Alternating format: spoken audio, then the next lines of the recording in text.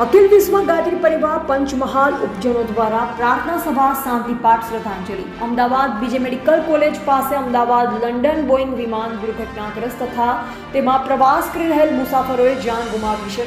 અત્યંત હૃદયદ્રાવક ઘટના આપણા સૌ માટે પીડાદાયક છે. આ દુર્ઘટનામાં ગુજરાતના પૂર્વ મુખ્યમંત્રી શ્રી વિજયભાઈ રૂપાણીજીનું પણ નિધન થયું છે. જેઓ વરિષ્ઠ જનસેવક, ભારતના સાંસ્કૃતિક મૂલ્યોને સમર્પિત, સજાગ અને સંવેદનશીલ નેતૃત્વ કરતા હતા.